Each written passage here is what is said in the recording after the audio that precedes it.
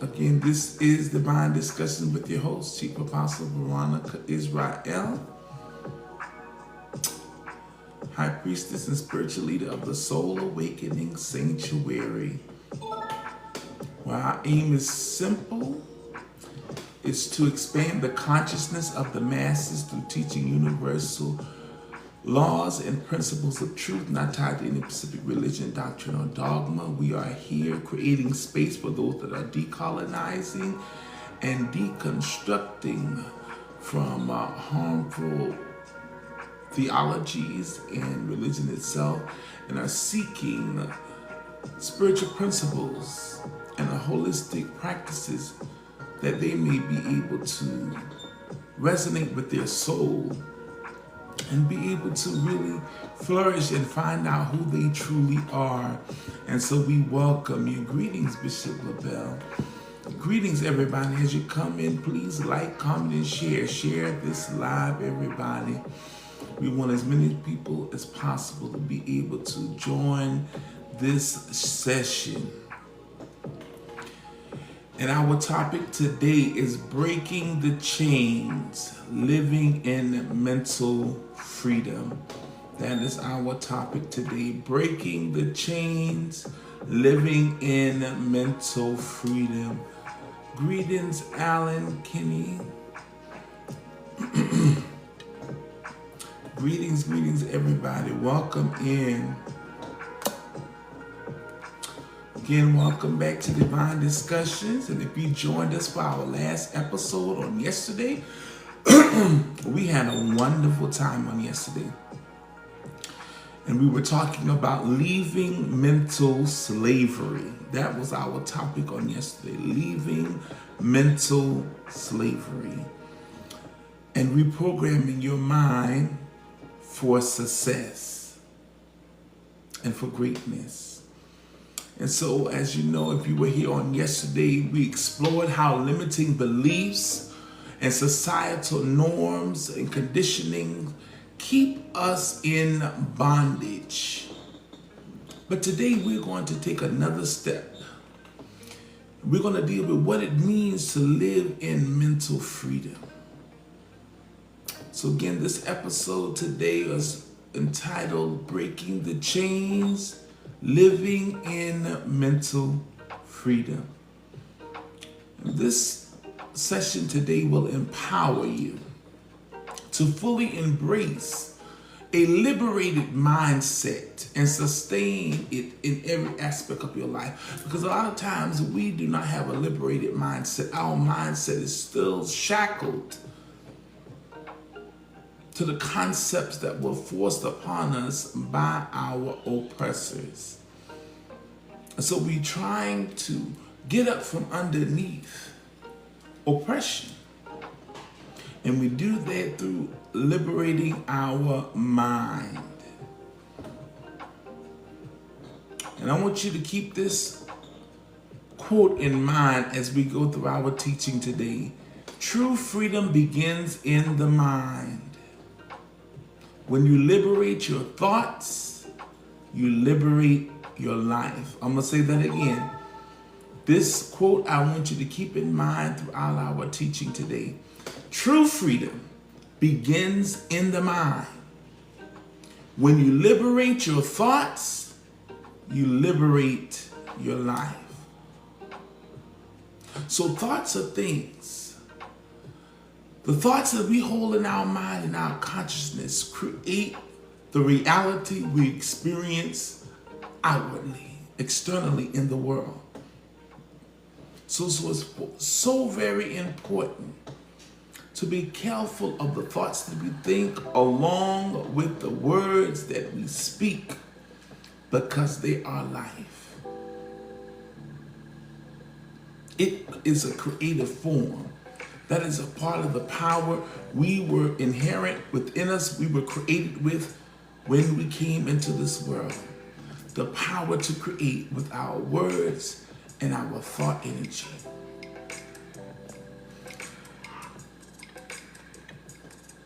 So liberating our mind is the first step in living in mental freedom. So our goal today is to explore the principles of mental freedom, to understand how to integrate reprogrammed beliefs into our daily living, and to learn practical tools to thrive in personal, professional, and spiritual growth. So I want you to think about this. What does living in mental freedom mean to you? What does mental freedom mean to you? I want you to think about that. What does mental freedom mean to you? And if you'd like to share your thoughts, you can share your thoughts in the comment section, in the chat, or you can just write it down as we go through this session today, because we're going to revisit that question. What does mental freedom mean to you?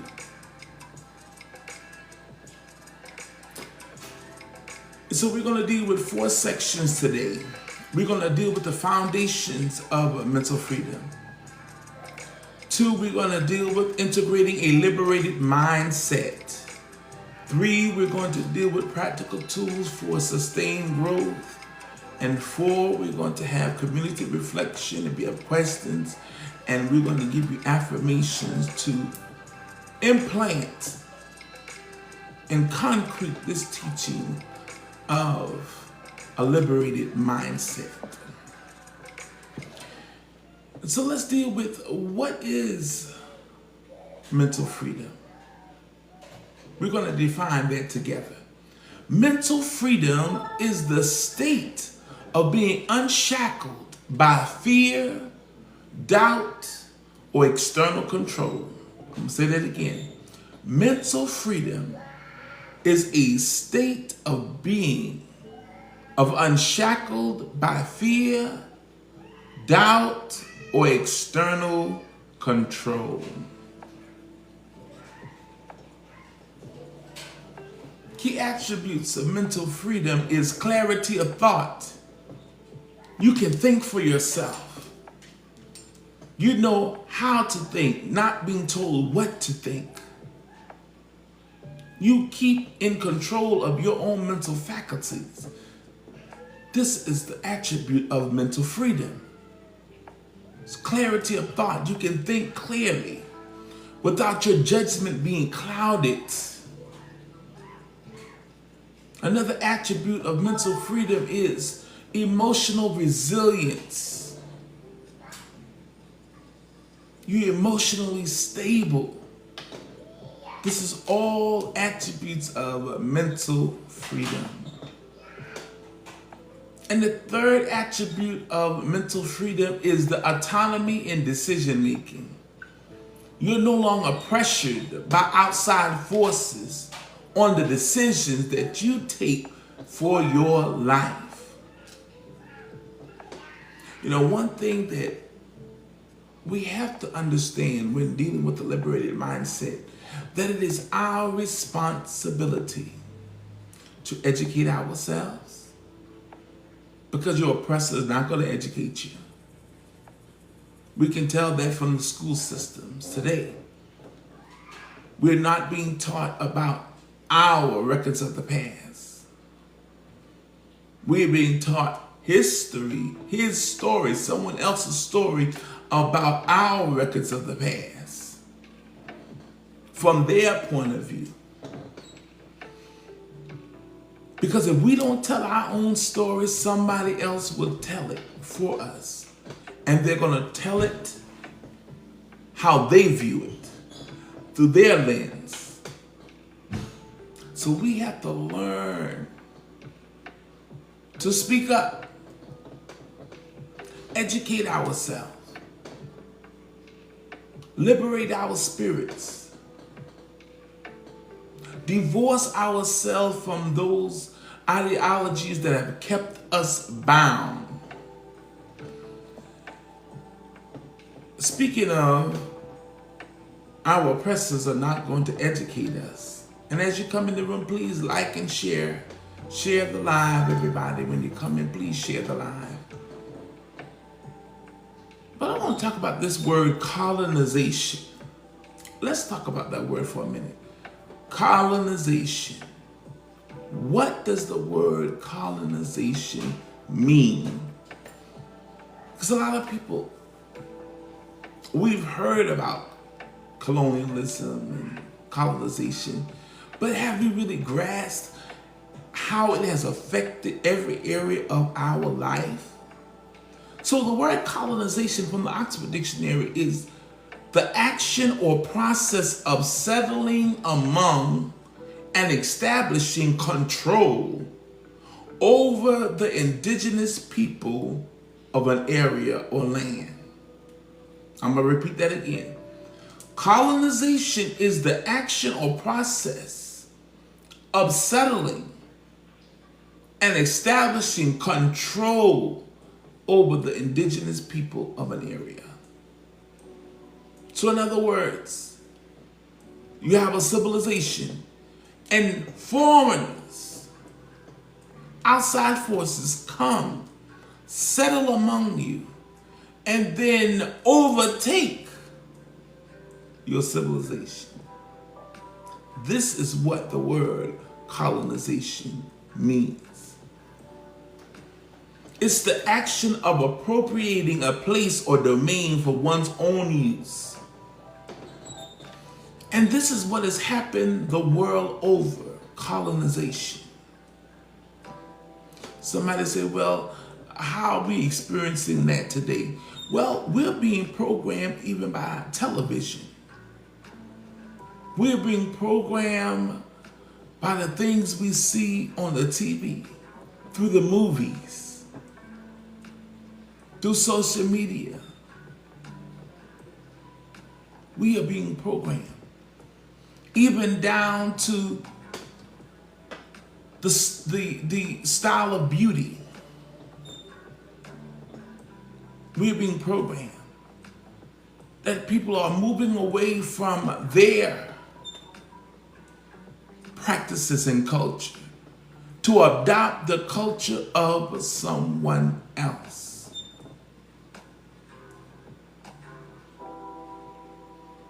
So this is what we are fighting against, to decolonize.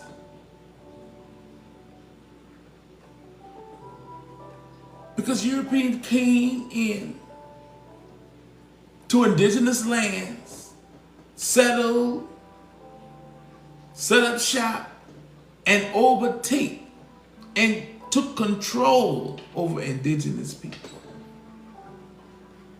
How did they do that?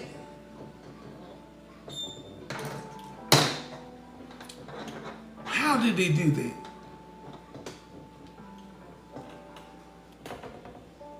Let me tell you how they did it.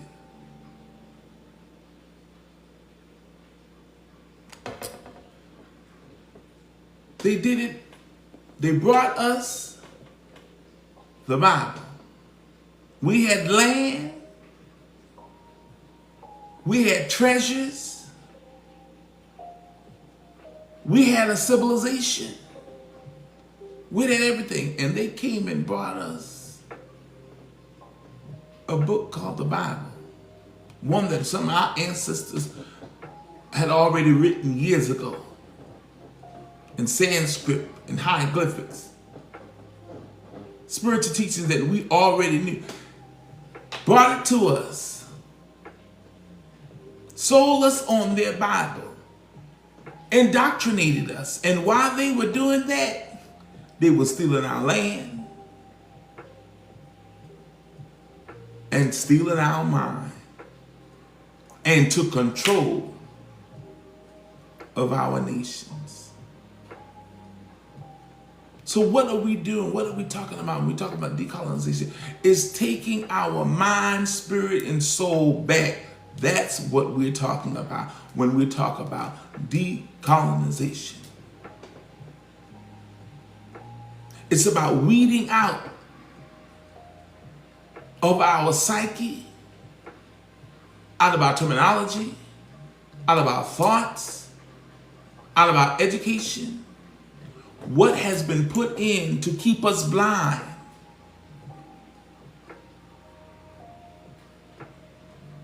Because people are profiting off of our ignorance. I'm going to say that again.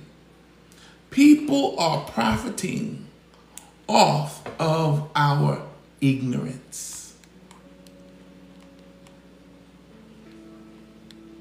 That's what is happening.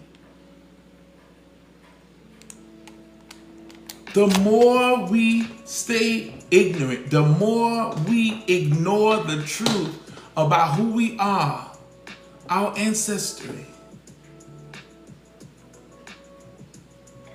The more we ignore it, the more people profit off of our ignorance. Greetings, nephew. So good to see you. So remember, colonization is the action or process of settling among and establishing control over the indigenous people of an area. So we got to be willing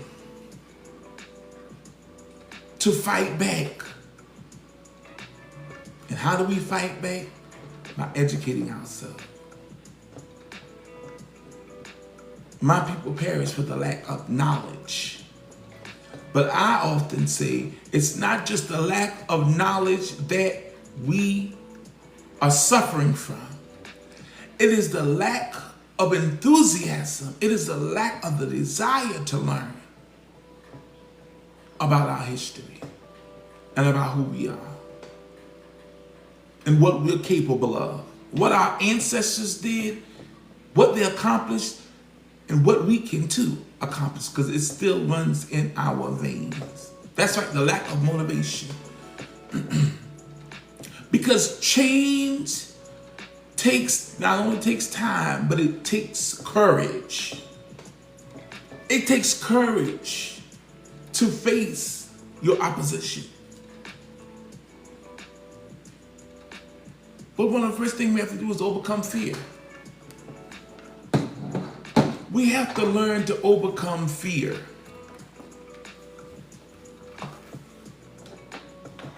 One of the, there are 6 basic fears. And we have to learn, and every other fear comes from these core 6 basic fears. And there are 3 top ones. And I'm going to read them to you. The top fear is the fear of poverty. That's the top of the list, the fear of poverty. Then there's the fear of criticism. Then there's the fear of ill health. These are the top 3 of the 6 major fears. There's the fear of ill health. These are the top 3 of the 6 major fears. Then you have the fear of the loss of a loved one.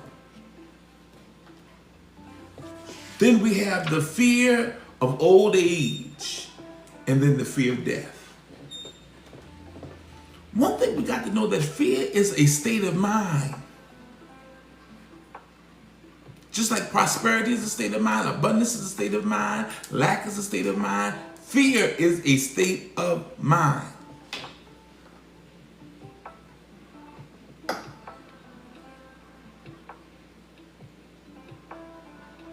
But this fear, that's a state of mind, is subject to control and direction. If you take your mind back and make a decision that you are going to discipline your mind, that you're going to discipline yourself and become a master of yourself,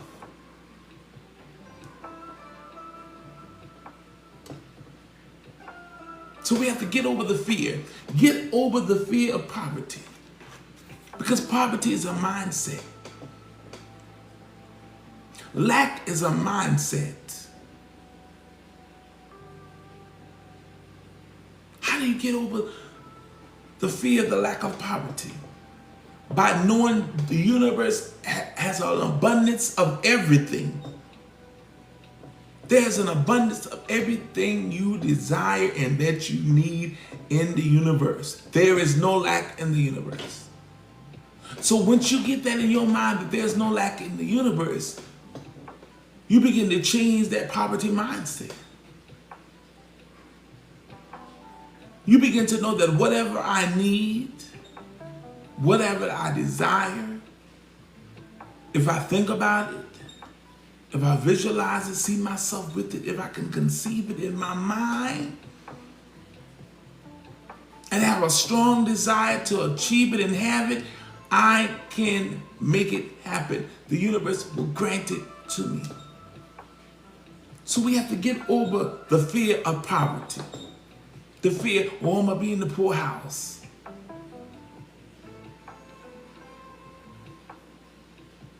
It is said that the working class person is just 3 months away from poverty. If they were to lose their job today or tomorrow, within 3 months, they would be on the streets. And for some people, it's less than that. It's worse than that. But we can turn that around by changing our mindset. Grand evening, Ethan. So we can do this. So we got to let go of the fear itself. Fear of poverty, fear of criticism. See, when we begin to lose that mental chains, break those chains and live in mental freedom, we get rid of the fear of criticism. Nobody who ever made it in life went without criticism. People are going to criticize you whether you do good, criticize you whether you do bad, criticize you no matter what. So why don't you give them something good to talk about? Because people are going to talk about you. Because so most people that criticize and talk about people are the ones who don't never do anything. They're the ones who don't have a drive. They don't have a desire. They don't have a motivation to do nothing for themselves, to better themselves. So they rather sit on the sideline in the peanut gallery and laugh and criticize you. But guess what? You're making an effort. Not just wishful thinking, saying that you want a better life, but you're not doing anything to bring yourself in alignment to receive a better life. So you got to get over the fear of criticism. You got to get over, what somebody going to think about you. You got to get over what somebody going to say about you. Because people will talk. People are going to talk. But you have to, within you, build yourself up, the fortitude, mentally, spiritually, and stay focused that no matter what person comes and criticizes your efforts, you're going to keep moving in the direction of your goal. You're going to keep moving forward. So you got to get over the fear of criticism. So what somebody criticize you? So what somebody don't like what you're doing?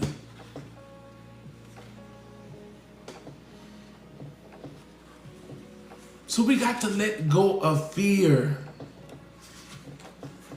because it is a state of mind that keeps us in bondage. We got to get out of the fear of stepping out of our comfort zone. If you want something different in your life, that means you have to stop doing the same things you've been doing all along. You got to be willing to take risk, step out and do something different.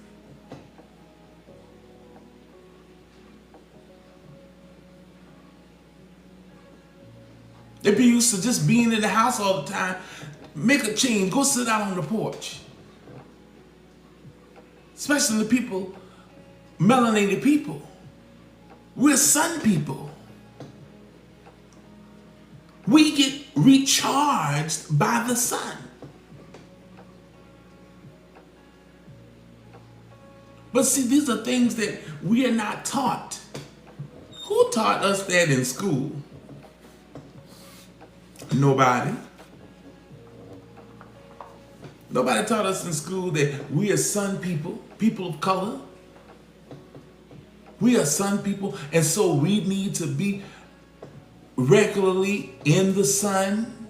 We regularly need to be in nature so that we can recharge.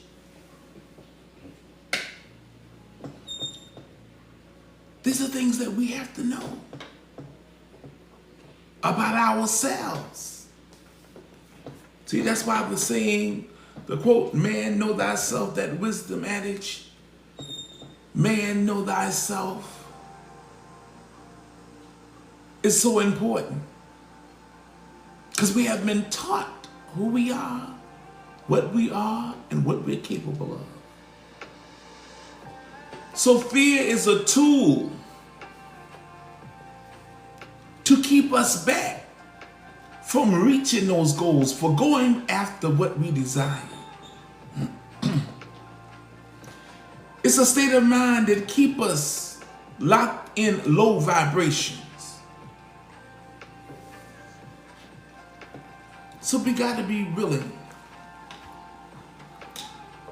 to get over fear. Faith over fear. Confidence. Fear will cause you to be overcautious. Always expecting the worst. Never optimistic. Always pessimistic. These are things that we are attributes of fear.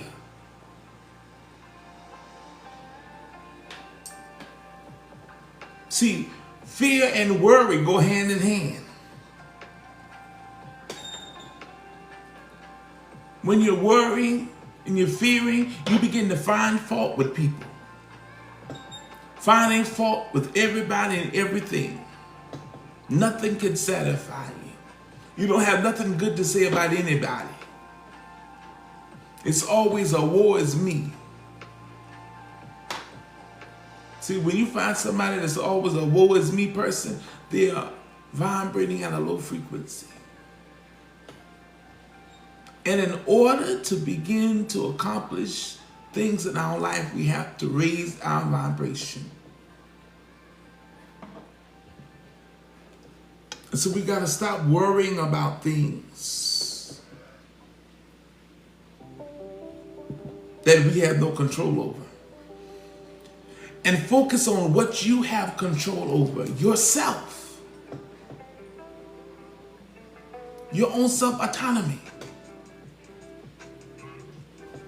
Because remember, true freedom begins in the mind.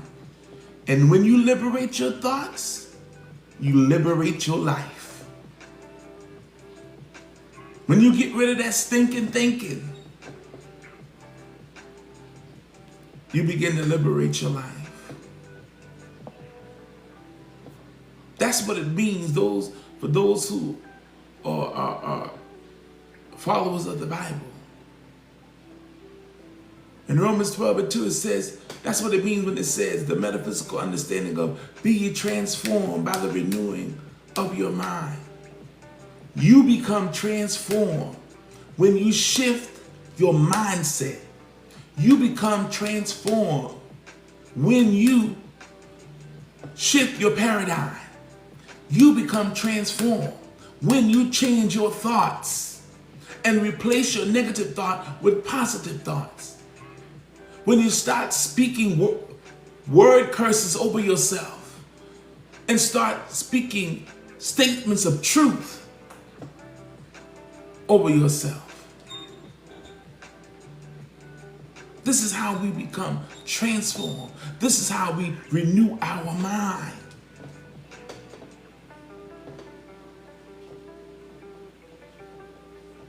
Renewing our mind by letting go of those old concepts, replacing them with new ones. See, in the Kemetic teachings, the principles of Ma'at emphasizes balance, truth, and harmony, which is foundational elements of a free mind. when you have liberated your mind, you're able to have balance. You're not just one-sided all the time.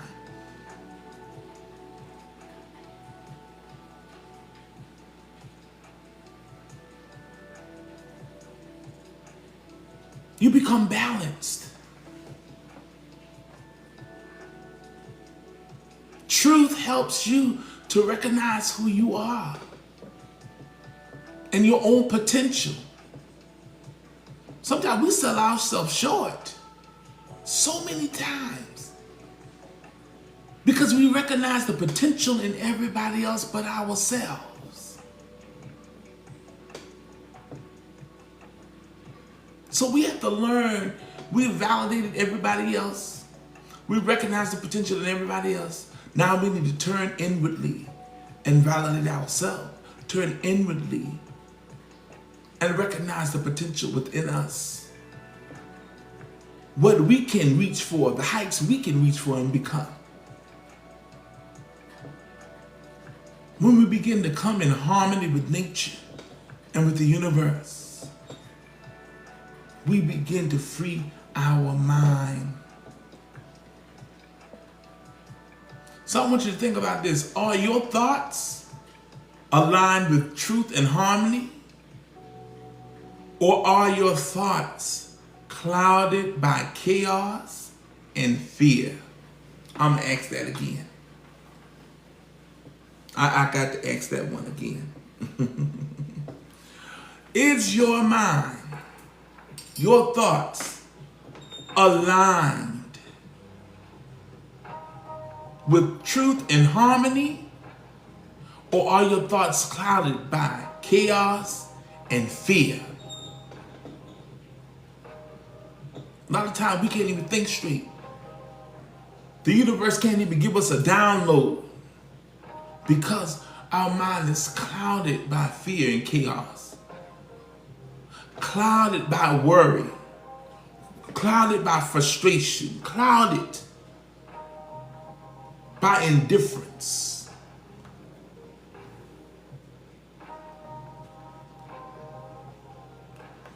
So think about it.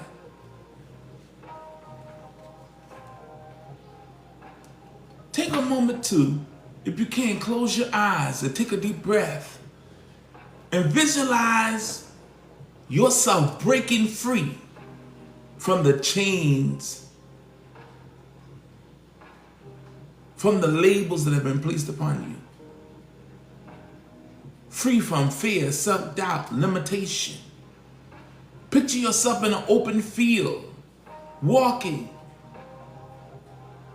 in a field of possibilities. And what do you feel? And I want you to hold that feeling as we move forward in our session today. And I want to encourage you, you got to let go of the labels. You know, we've allowed people to label us everything. We've allowed people to label us lazy. We've allowed people to label us no good for nothing. We've allowed people to label us indifferent, hard to get along, disagreeable. We've allowed people to label us as whores, dogs, less than. Labels that we have allowed other people to place upon us.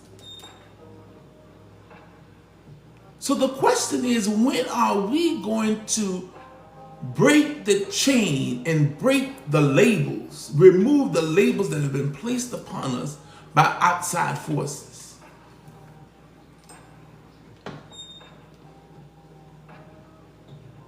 I was thinking about this the other day, and I'm going to say this, and we go before we move further.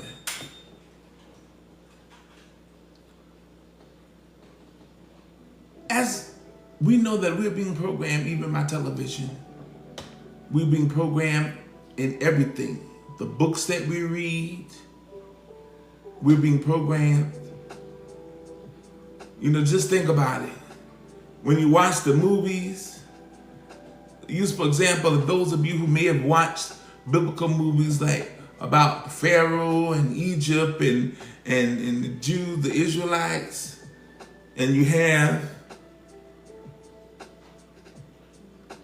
Egypt, popularly known as Kemet, at the end of the Nile River in Africa.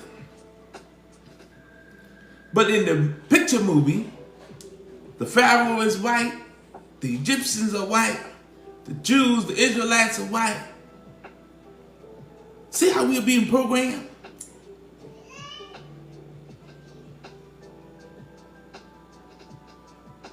When you look at the books and the Bibles, the angels are white, God the Father is white, Jesus is white, Jesus' mother white. Do you see this? When you look on the stained glass windows of these churches, what do you see? European people pictured there.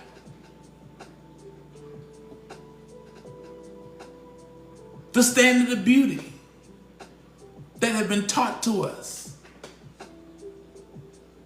has been a European standard of beauty. Never mind the other cultures that exist. We have been taught, never mind the other cultures that exist. We have been taught to hate ourselves, to hate our language, how we speak, to hate how we look, to hate our hair, to hate our hips, to hate our shape, to hate our nose, our lips. Melanated people have been taught self-hate. But we have to do the work. This is all a part of decolonizing and deconstructing. It's doing our part to dispel the lies. And as I was thinking the other day, I was going to make a video, but I didn't make the video. But what I was thinking, and I want to say to all who are melanated people. Now, if you're not a melanated person, you're on the live, you're welcome to say you can ear hustle. But I want to say this to my melanated brothers and sisters. To our melanated sisters, number one, who is the mother of us all. Because, we've been lied to and told that we were created, women came out of man, but we know nature teaches that man comes out of woman. Every human being comes through the womb. We know that. To our mother, our melanated sisters, you are not whores, you are not dogs. You are more than the labels that have been placed upon you.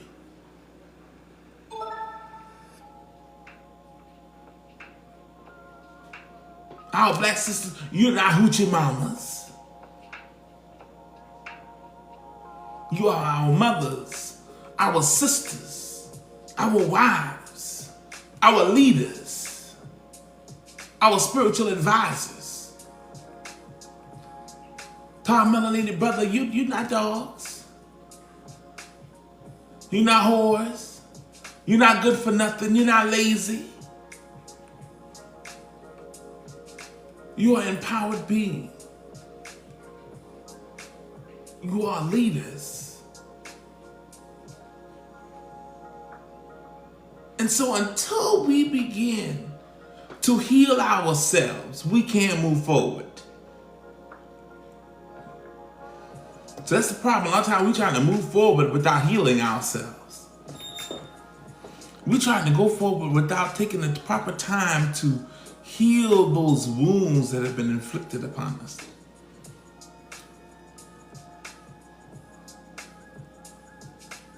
So think about it.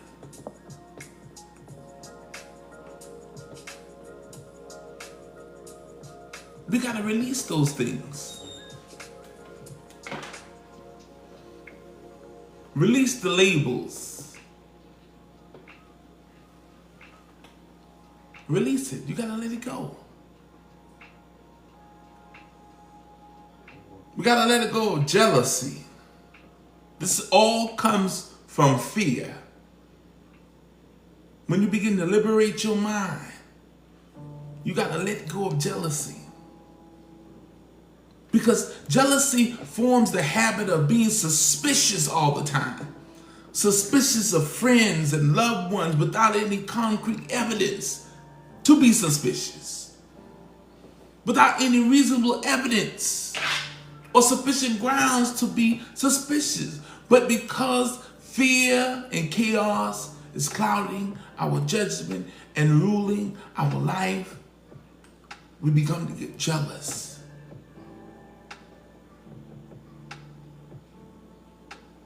Like we're sending love and prayers out to this family in South Carolina where a husband got jealous. No reason, just got jealous. Thought his wife was cheating on him and he unalived his wife, then unalived himself. And they have little children. And so yet again, another melanated life was taken by another melanated person. And there are melanated children now that are growing up without a mother and a father. Self-genocide. See, this is what colonization does. They have removed the literal physical chains from our ancestors. But the mental chains, those mental chains, the damage that has been done to the psyche is still wrapped around us. And we have not collectively, so individually we're waking up and, but collectively we have not did the work to consciously remove and break the chains on our mind. Because there's a war on our consciousness. There's a war on our psyche. There's a war on our existence.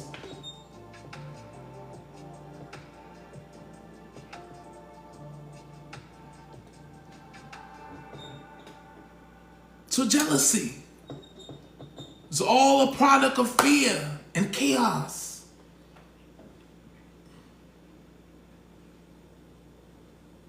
So the habit of accusing a wife or a husband of infidelity without grounds. The habit of fault finding fault with everybody, with friends, relatives, business partners. Without just a slight provocation and we flying off the hook. These are all things that we have to work at removing from our character. This is all a part of breaking the chains and liberating our mind and our spirit.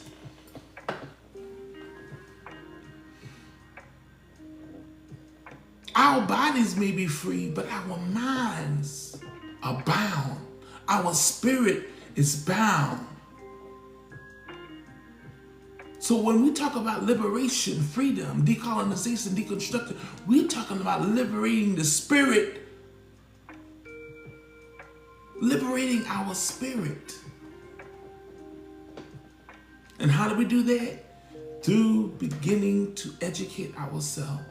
Beginning to step outside of the box, out of our comfort zone, learning about ourselves, learning about our history, learning about our culture, learning about us pre-transatlantic slave trade. Because our history, our records of the past, our culture did not begin with chattel enslavement. We were prisoners of war. We were in war. We lost. We were conquered. And then chattel enslavement began.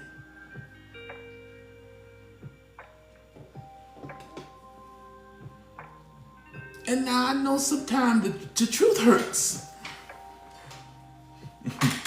The truth hurts sometimes, and I know that. Sometimes, we don't want to hear it because it makes us uncomfortable. The truth sometimes makes us uncomfortable. And we don't want to hear it. Because we know once we know the truth, we are now held responsible for what we know. We are held responsible for the truth that we understand. I always say it's the truth, as the proverb in the Bible that says, and you shall know the truth, and the truth shall set you free or make you free. And I always say it's just not knowing the truth, but the truth you understand is what makes you free. Some people know some truth, but they don't understand it. It's a concept, but it's a concept they have not been able to matriculate and get in their psyche. Really understand it, overstand, and understand. So this is all about our freedom and liberation.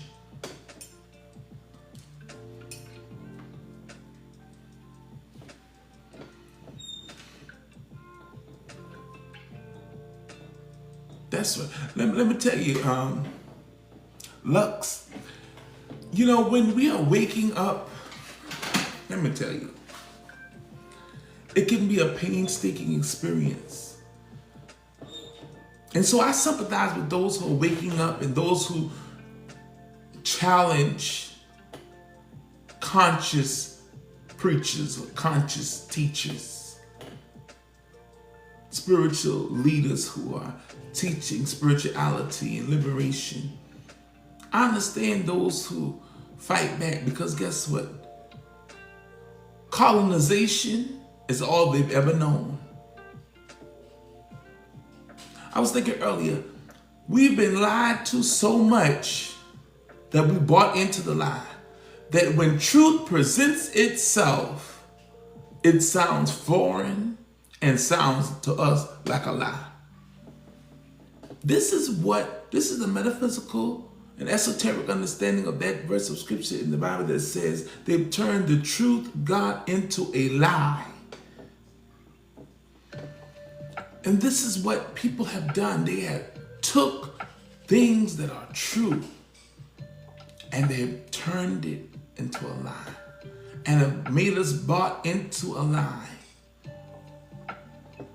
They flipped everything upside down. Told us a man was created first, and out of a man came a woman. But we know that's not true. A woman was first, and then she gave birth to man.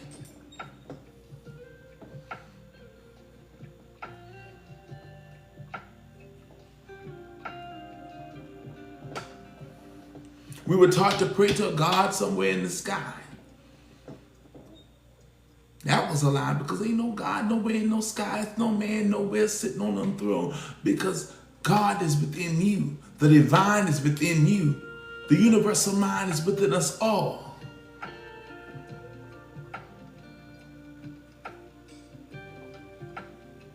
God is an acronym. God is nobody's name. It is an acronym for yourself. Generator, operator, destroyer. Generator, your mind, your brain. Operator, your soul. And destroyer, your kundalini. That brings that fire that runs up and down your spine, through your body. And we have been taught that. We've been taught about prayer, but a begging form of prayer to a God somewhere, instead of being taught how to meditate and how to affirm your desires and speak it into existence. And so we have to work on unraveling these things that we have been taught to believe. Because we have been sold a lie and we bought into it. And now when the truth presents itself, it sounds like a lie. It sounds foreign. So people kick and fight against it. Why? Because we've been colonized. Because remember what the word colonization means.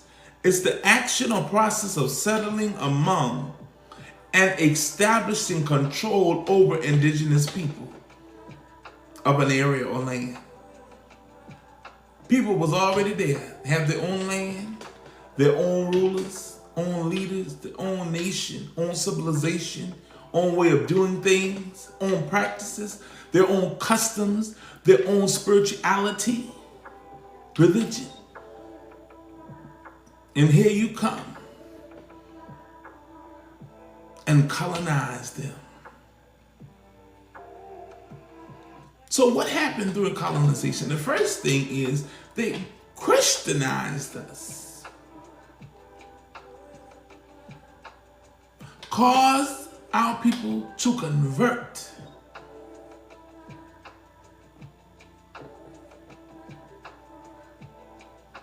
To a foreign religion.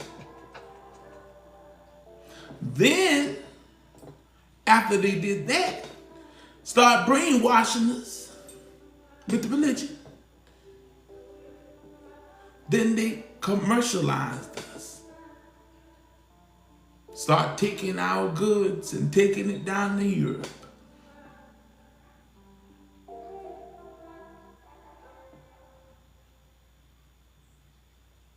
So these are the things that we are working on undoing. Because we've been taught self-hate, self-doubt, everything.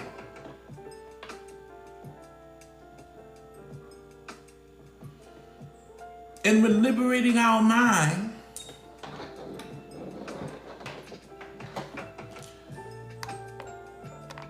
we have to work on our habits. Because sometimes we have, when we're going to liberate ourselves, we have to look at ourselves in the mirror and really examine ourselves. You know, a lot of times everybody trying to examine everybody else, but honey, you need to examine yourself. Sit down and examine yourself. And what habits do I have that are hindering me from really going forward in my life? Gambling is a habit.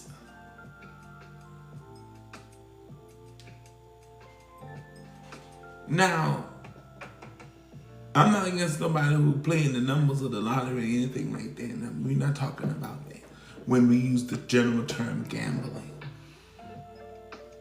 Because if the spirit within you give you some numbers and tell you to go play it, so you putting yourself in the way to be blessed.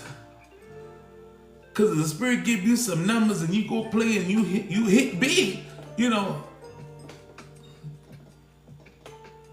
that was your blessing. Because sometimes our mind's so small-minded.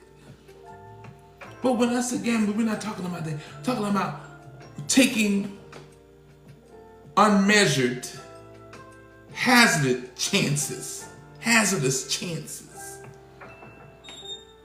Stealing, cheating. Money that's supposed to be used for your family and taking care of your home, you're gambling in a way that now your children don't have food. Your family don't have shelter because you gambled your money away.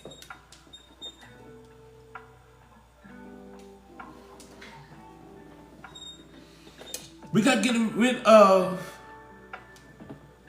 to get rid of the habit of spending beyond one's means.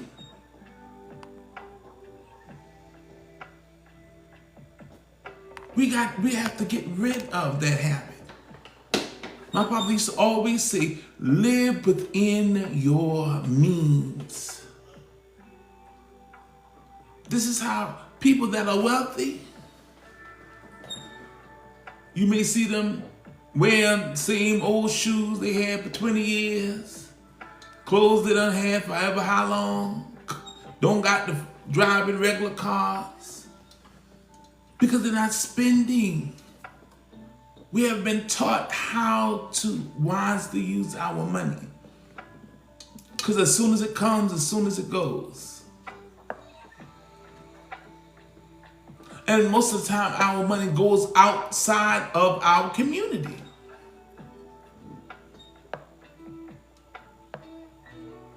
A lot of times, we're not shopping within our community. Think about this. How many black-owned businesses do you patronize? Think about it. When you look at the Jewish community, their money is said to circle around 10 times within their community. Their money circularizes 10 times in their community before it goes out into another community. And you have every other community. Think about this. You have every other ethnic groups in our community. They set up shop in our community, getting our dollars, and don't even like us. So we have to reevaluate where we spend our monies. Spending our money with people who are making decisions that's going to cost us and our generations after us their livelihood, their safety. So we have to really, really consider what we're doing.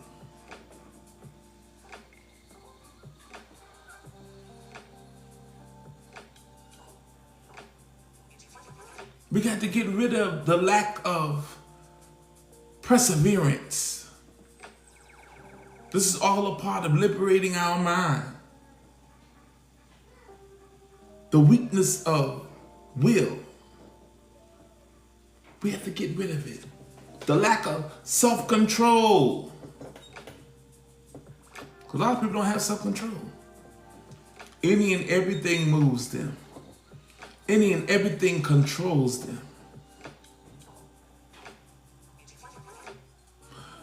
But there's a proverb, a verse in the book of Proverbs that says that he who does not have control over his own spirit is like a city without walls. What does that mean? What is the metaphysical and esoteric meaning of that? That when a city without walls, anybody can invade with no problem. Anybody can come in and take over with no problem. So think of yourself as a city, as a nation.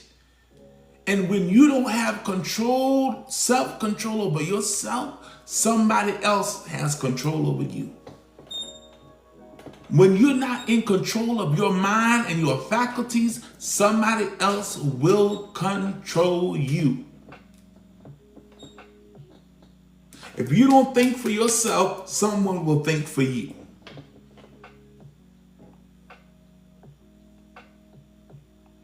So we have to be willing to put in the work.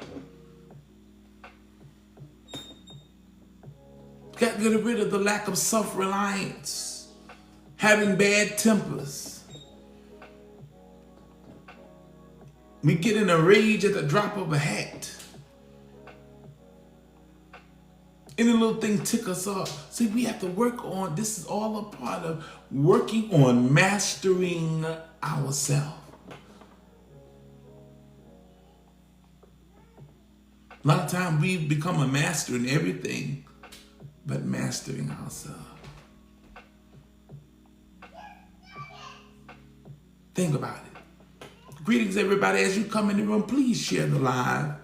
You have joined Divine Discussions with your host, Apostle Veronica Yisrael, High Priestess and Spiritual Leader of the Soul Awakening Sanctuary, where our aim is simple, is to expand the consciousness of the masses by teaching universal laws and principles of truth, not tied to any specific religion, doctrine, or dogma.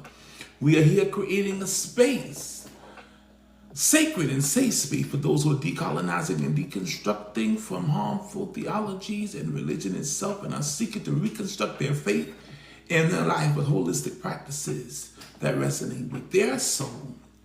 And so we thank you for joining us. So let's think about this. How do we integrate a liberated mindset in our life?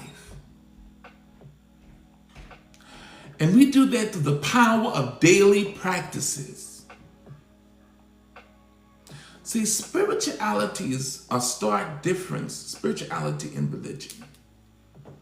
See, what religion is spirituality that have been commercialized and put into doctrines and dogmas and rules and regulations and sacraments and all of that. But that's not spirituality. Spirituality is who we are. We are spiritual people. And so it's a power in practice, our practices daily. Practices that want to empower us. And as I often advocate, it's affirmation. Reaffirming your freedom daily. So let's do this affirmation right now. I want you to repeat after me. This is an affirmation that you can have to help daily reaffirm your freedom. So repeat after me. I am free to create the life I desire. Come on, say that with me. I am free to create the life I desire.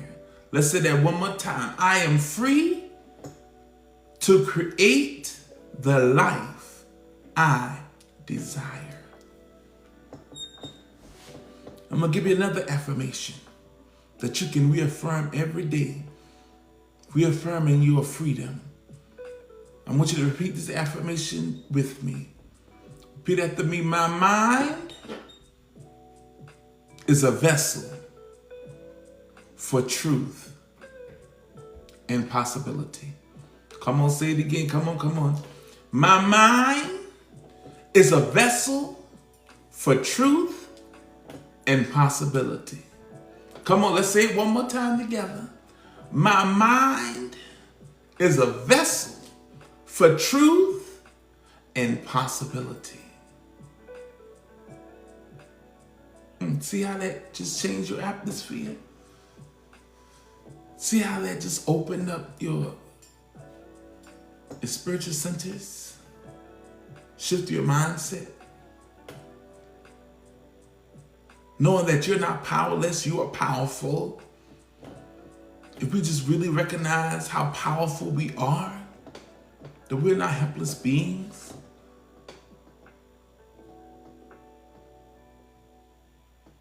We are a direct reflection of the creative force, of our Creator. And we have the attributes of our Creator. We've been created by our Creator, so we are creators. And we create by our words and our thoughts and our actions. So I want you every day, write down, what does freedom mean to me today? What can I do to establish firmly freedom and liberation in my life today? And journal that, write that down. And in the evening, you can write down, how did I live freely today? What decisions did I make on my own autonomy? without being influenced by outsiders. And write that down, journal that down, so you can keep up and you can go back years later and see how you have progressed. Track your progression through your stages of liberation.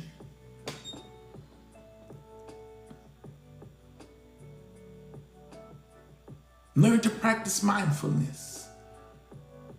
Observe your thoughts without judgment. Sometimes we judge ourselves so harshly. We give everybody else grace. But my question is always, when are you gonna give yourself some grace? Come on, think about it. When are you gonna give yourself some grace? So one of the things about liberating our mind, having a liberated mindset, breaking those chains, is building resilience. We have to build resilience. In order to overcome colonization, to decolonize our mind, we have to build resilience. Accept the challenge to do the work to free your mind. Know that challenges are going to come and arise on the way to freedom, on the road to freedom. As you are awakening spiritually to who you truly are, when you're piercing through the fog, you've been desensitized for so long, but you're being reawakened. Your senses are being activated. Your spiritual centers are being activated. Your third eye is opening. You begin to see things for as it is and not what it just appears to be. Know that challenges will arise.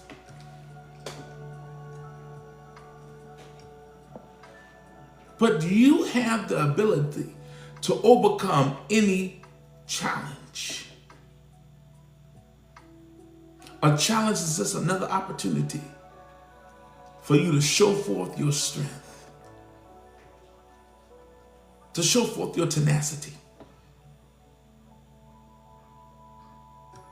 So here's a strategy for resilience.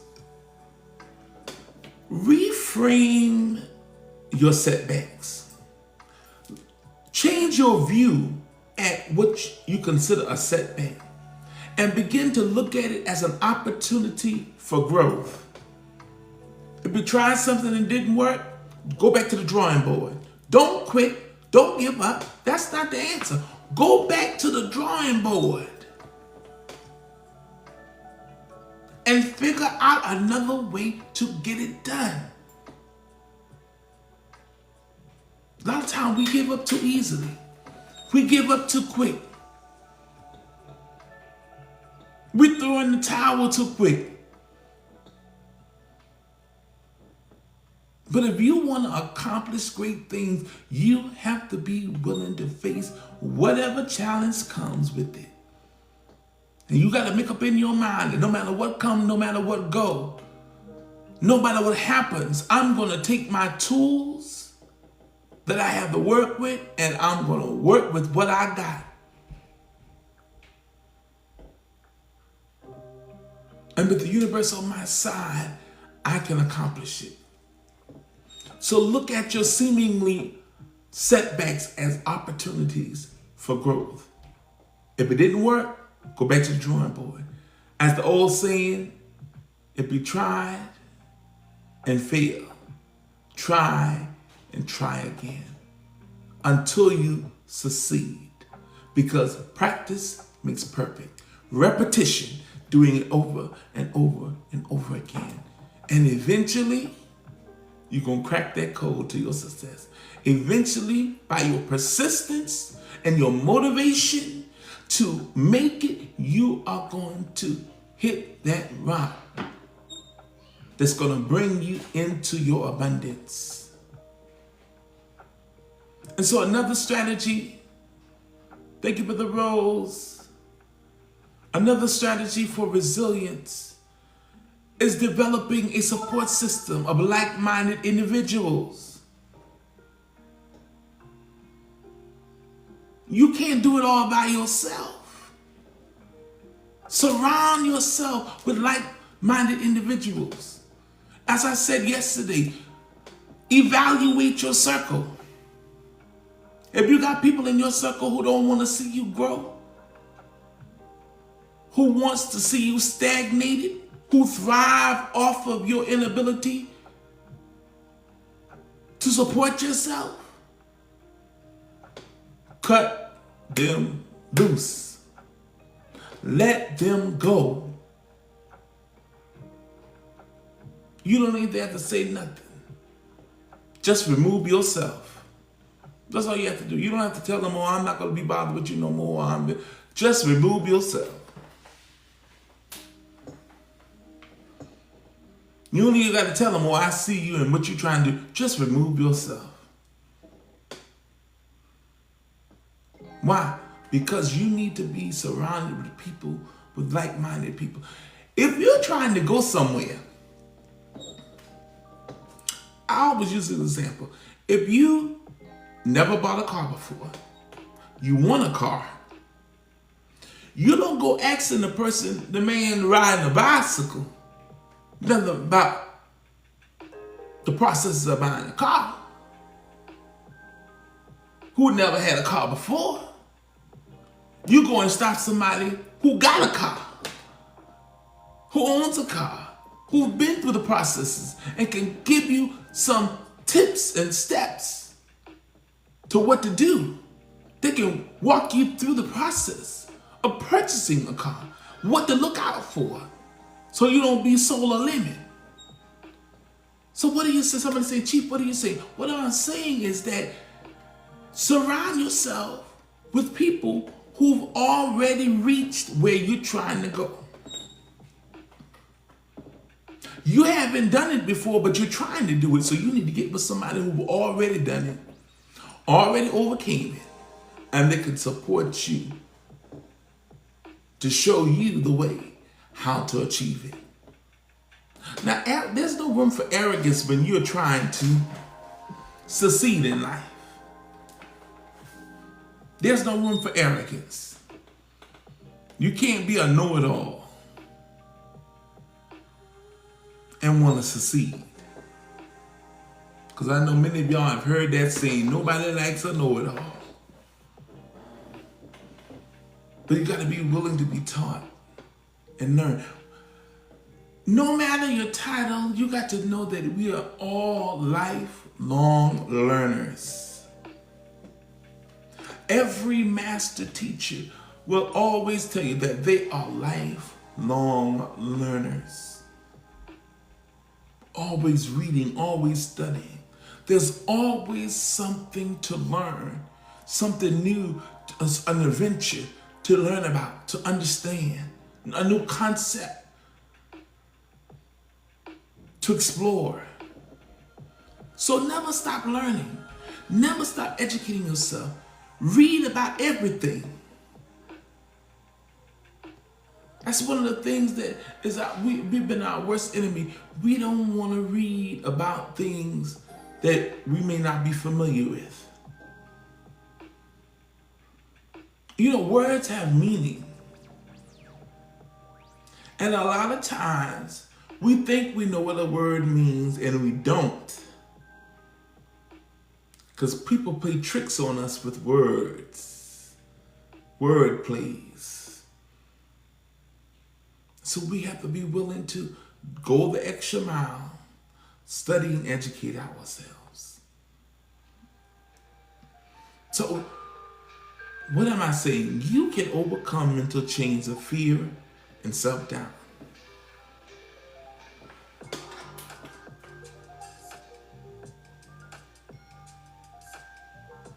See, freedom isn't the absence of challenges, but it's the ability to face them with a liberated spirit. I'm going to say that again. Freedom isn't the absence of challenges, but it is the ability to face your so-called challenges with a liberated spirit.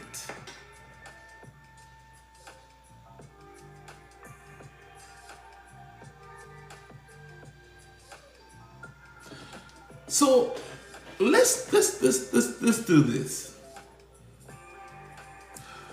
If you're able to, I want you to, if you got a piece of paper, I want you to write down a current challenge that you're facing, that you feel is a challenge, whatever that is. Whether it's a job, home, transportation, children, spouse, work, whatever it is, whatever challenge you think you're facing, finances, I want you to write that challenge right down. Just write one.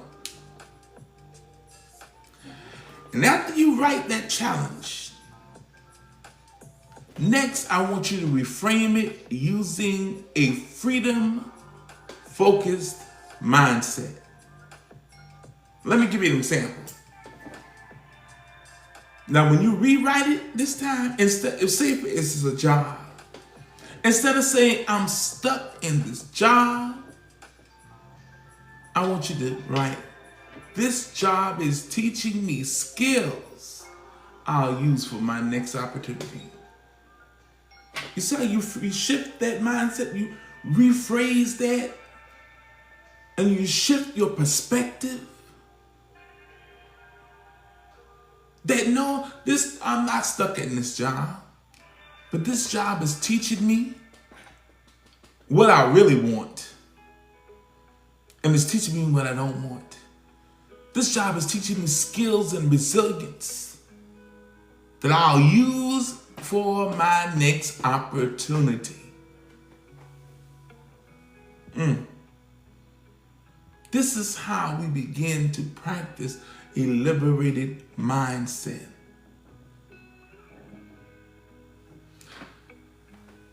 Now, I want to give you some practical tools for sustaining your growth. One thing that we have to do when talking about breaking chains and having a liberated mindset, we have to cultivate self-discipline. I mentioned that earlier. We have to cultivate self-discipline.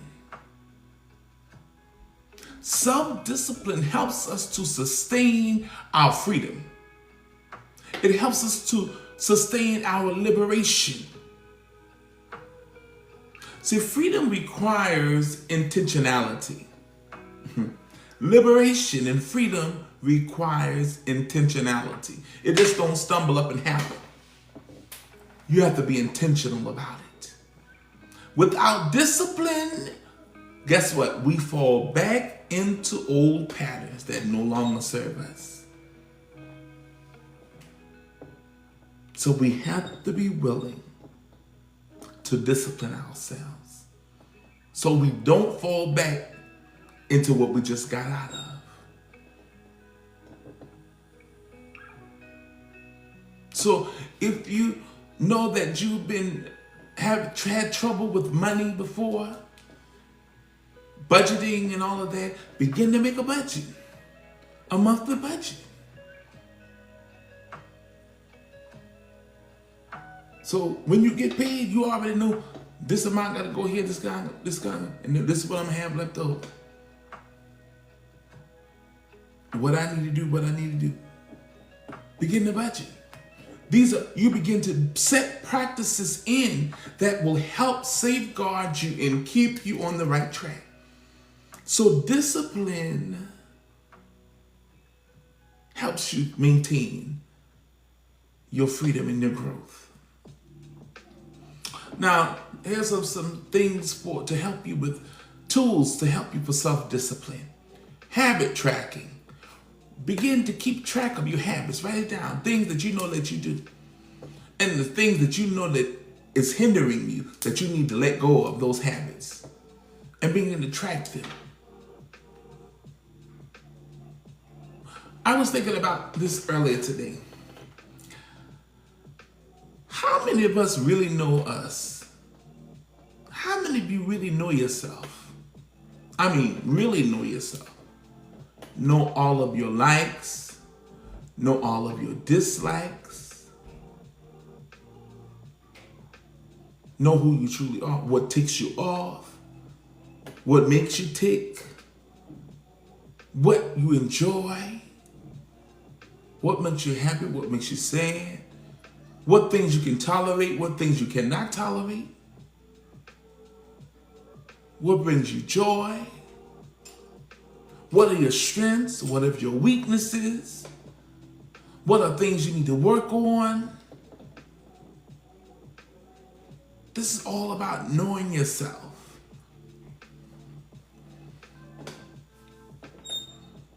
Really knowing yourself.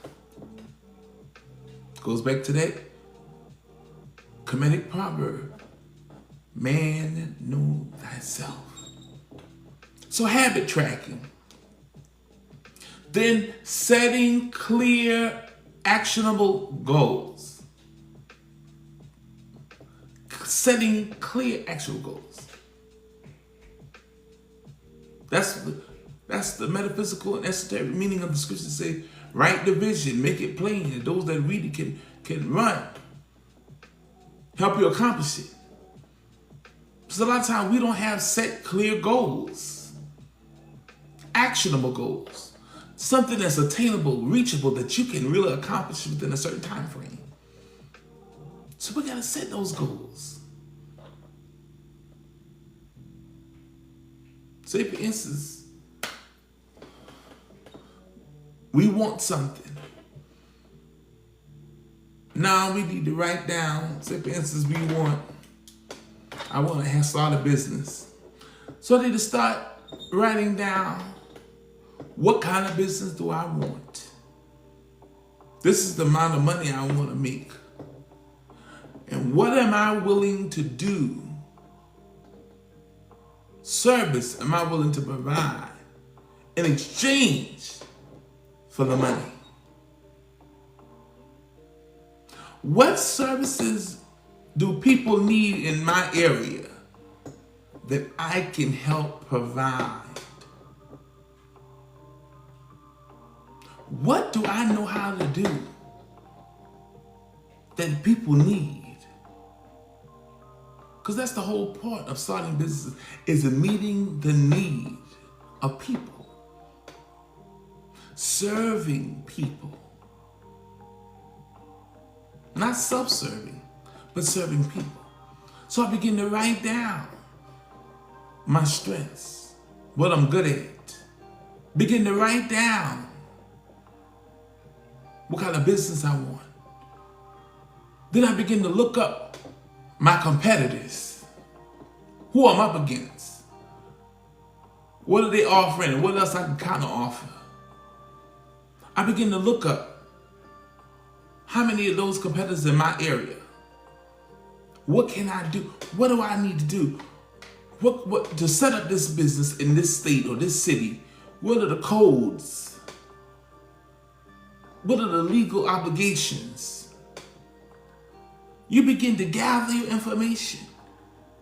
And then you begin to set things in motion. Well, if I need to get a license, how long does it take to get it? How long? Okay, I'm going to do this in 3 months, I'm going to have the license. And in 3 months, I'm going to set a business plan. See, this is how we accomplish something. This is how we achieve success in areas of our life, by setting clear, actionable goals.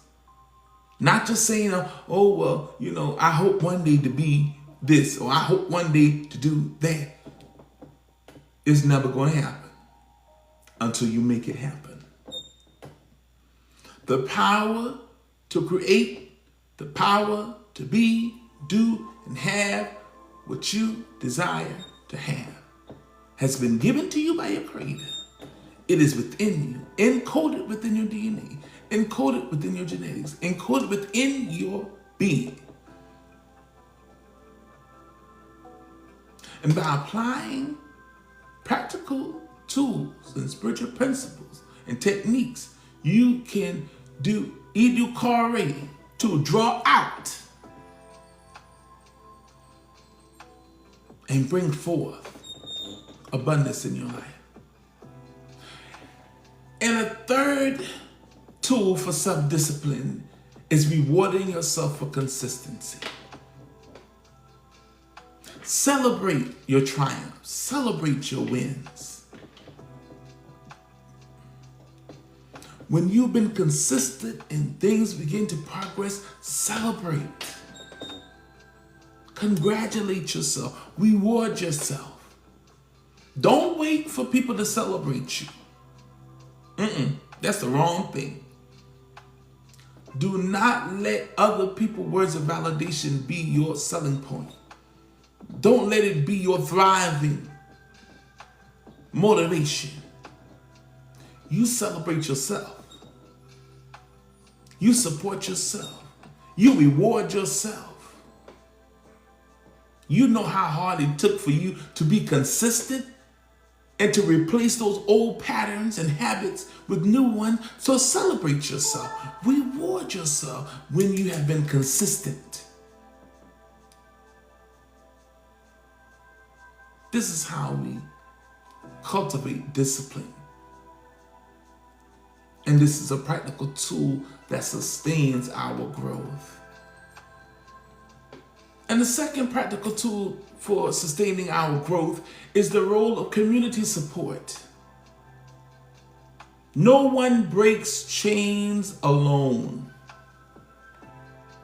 Surround yourself with people who will inspire and challenge you. Not just inspire, but people that's going to challenge you. People that's going to challenge you to do better and be better. A lot of times people just want to surround themselves with what you say, yes men and yes sirs. Yes men and yes women. No, but you need to surround yourself not just with your buddies, but surround yourself with people that's going to inspire you to do better, inspire you to do greater, inspire you to go beyond your comfort zone, inspire you to do things that you haven't done before, but you have the ability to do. And also to challenge you to move out and move forward, not to give up. People that's going to challenge you to take that next step, to go on a little further when you feel like giving up, to push on a little further when you feel like throwing in the towel. Surround yourself with people that's going to hold you accountable. Accountability partner that's going to say, well, wait a minute, you said... I used to have an accountability partner years ago. I would tell her things that I wanted to do and what I visioned and saw and whatever have you. And she would turn around and say, anytime I started to deviate from that, she said, now wait a minute. You said the Spirit gave you this. And you know that you're supposed to do, that's not what you said. And she would hold me accountable and help me stick to the task at hand, that I would not deviate from my plan.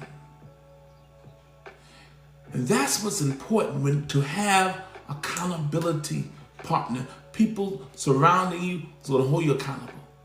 That's just not going to let you spiral out of control and go down a rabbit hole and lose everything. Because some people who envy you and don't mean you no good, that's in your circle, they will watch you go down a rabbit hole, spiral out of control, and will say nothing. They will let you die rather than jump in and save you. So be aware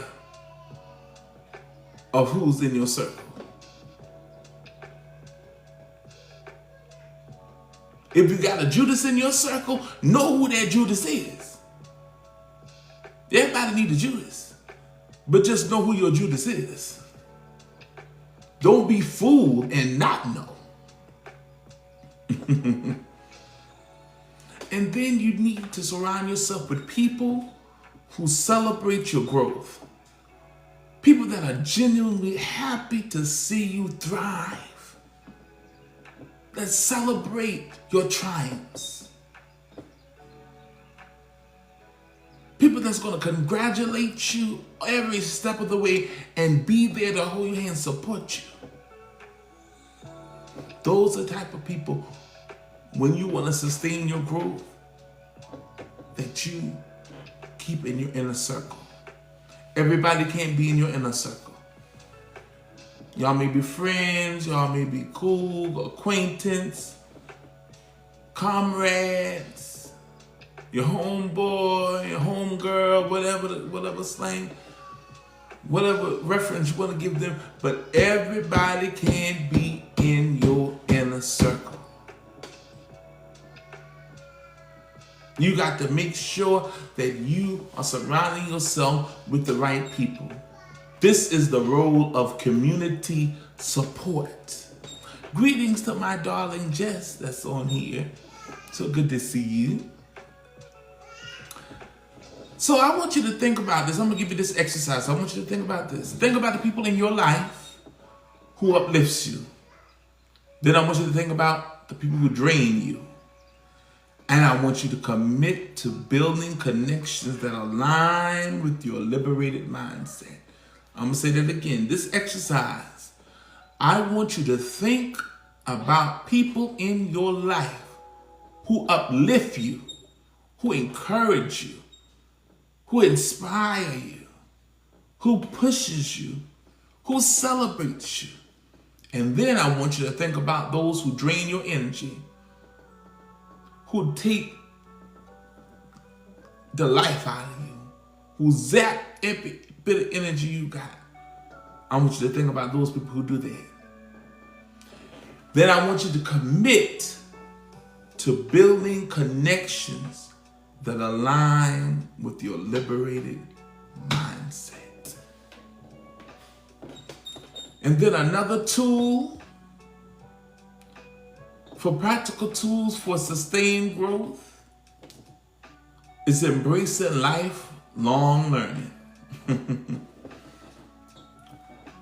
Nobody knows it all. No one person knows it all. My elders used to say it takes a village to raise a child. So as the old saying goes, no man is an island by himself. So accept the role of life, being a lifelong learner. Get in the habit of learning and loving to read books. Develop a love for books. Read books. Attend workshops. Listen to podcasts like this one and others. And explore perspectives that expand your mind, that's expanding your consciousness. Don't shut off knowledge just because it's maybe unfamiliar to you. You may have never heard about it before. But use your own judgment. Do not allow anybody to dictate to you what you need to listen to and not listen to. You have self-autonomy. And so use the faculties of your mind to determine, use your own discernment, your own intuition to discern what is right for you. Because when you hear truth, it resonates with you. You may have never heard it before, but in your soul, it speaks to you. And so one of the books that I would recommend that when you really want to begin to expand your consciousness and want to build a money consciousness, an abundance and a wealth consciousness, and you really want to do something great with your life, I would advise getting this book, Think and Grow Rich by Napoleon Hill. I would advise getting this book, Think and Grow Rich. It's a classic text. Everybody who has been somebody in the world have all read this book.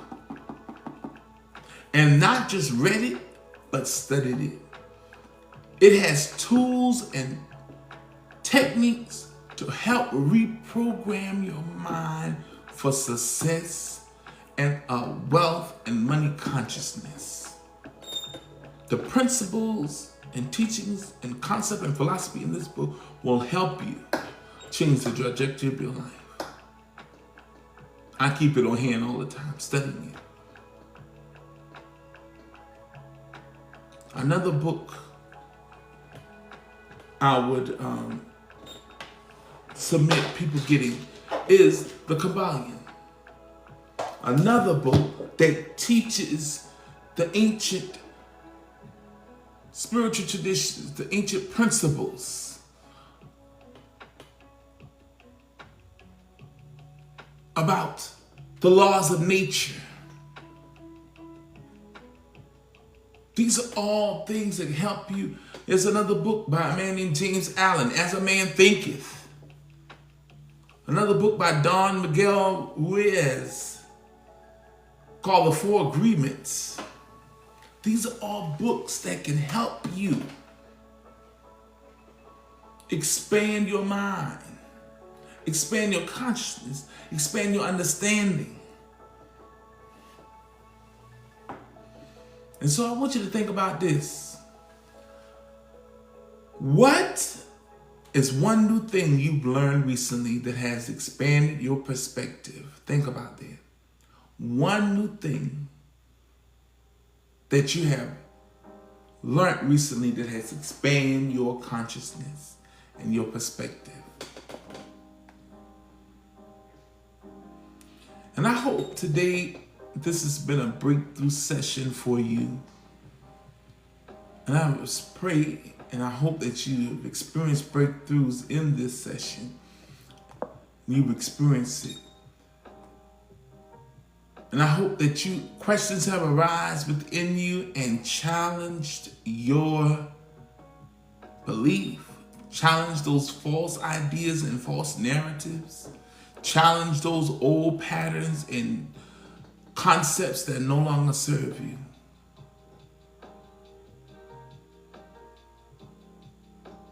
I hope this session today has answered some of the questions and challenges that you've been facing on your journey and road to mental freedom.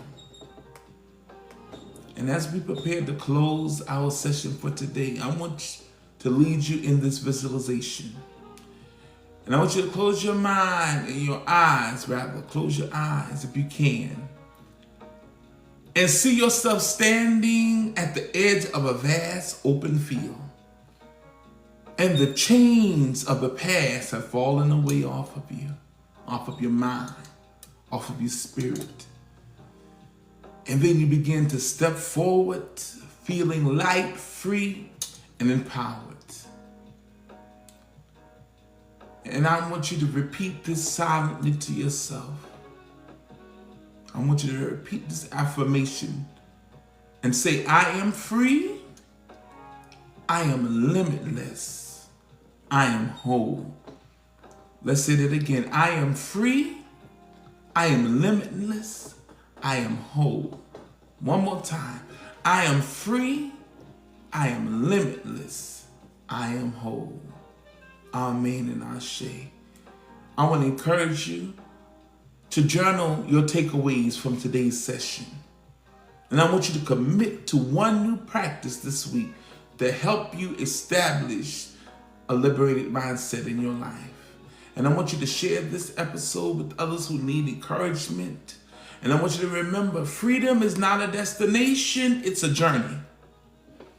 Every day we have the opportunity to choose liberation over limitation. And I want to, as always, thank each and every one of you for being here today. Thank you for joining us.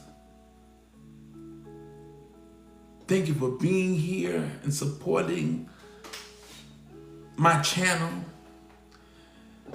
And if you're new here, we welcome you. This has been Divine Discussion with your host, Chief Apostle Veronica Yisrael. high priestess and spiritual leader of the Soul Awakening Sanctuary, where we're here creating a space and a safe and sacred space for those that are decolonizing, deconstructing from religion and harmful theologies, and are seeking to reconstruct their faith, their life, with holistic practices and spiritual principles that resonate with their soul. And so we want you to stay tuned for more ancient wisdom, and more sacred wisdom and ancient knowledge and tools that you can keep working on Solomon's temple, which is a metaphor for your own spiritual house within. And I want you to remember, you hold the key to your own freedom. Use it boldly, use it wisely, and I want you to live to the fullest. And always know that you are divine, you are powerful, you are the manifestation of the creative force itself, and never let anyone tell you differently. If you would like to give towards our platform, you can do so through Cash App. It's in my bio, and I think it's pinned as well. But it's $ capital VSY, lowercase ISRAEL 2021. We thank you for all your love and your support. Continue to give us a follow, subscribe, share, and we love you all. Until next time, peace be with you.